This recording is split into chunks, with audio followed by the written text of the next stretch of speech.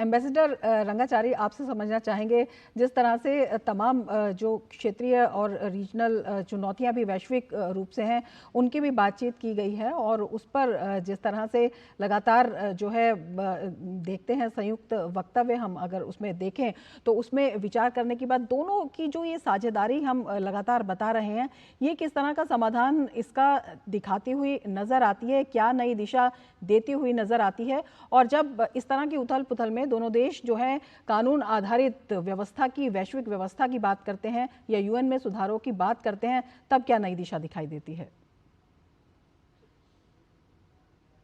बातचीत और विचार विमर्श जो है ये तो चलता रहेगा, रहना भी चाहिए।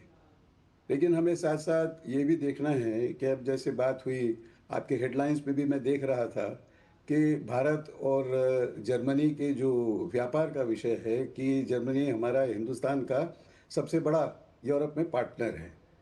अब इसकी अगर हम तुलना करें चीन के साथ, जो भी हमारे क्षेत्र का एक बहुत बड़ा राष्ट्र है और सबको चीन के आगे की नीतियों के बारे में, उनके रवैया के बारे में कभी न कभी कुछ न कुछ चिंता ज़रूर रहती है।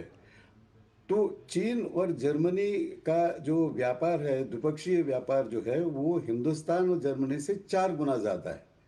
तो सबसे पहले तो हमें अगर द्विपक्षीय कॉन्टेक्स्ट में अगर देखा जाए, तो हमें ये देखना होगा कि हमें करना क्या है, जिससे हम अपना जो बायलैटरल ट्रेड है, वो चीन की तरह से इतना बड़ा कर सकते हैं कि एशिया में हिंदुस्तान जो है, जर्मनी को ऐसा लगे कि हमारे लिए बहुत अहम देश है।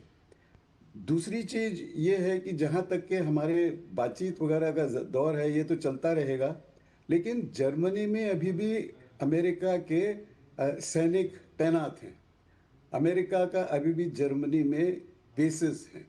तो इसलिए जर्मनी किस हद तक के अमेरिका से हट करके काम करना चाहेगा, ये भी एक चीज़ है जिस पे हमें सोच विचार करना होगा, क्योंकि हम चाहे जो भी करें, लेकिन हमें अगर साथ साथ मिलके काम करना है तो हमें यह भी देखना चाहेगा कि जर्मनी क्या समझता है कि उनके हित में है। सो ये ऐसी चीज़ें हैं जिन पे धीरे धीरे तब्दीली आएगी, हमारी तरफ से, उनकी तरफ से। और मैं देख रहा हूँ कि पिछले 20-25 साल में जर्मनी जहाँ तक कि हिंदुस्तान की तरफ देख रहा था, उसमें बहुत बड़ी तब्दीली आई है।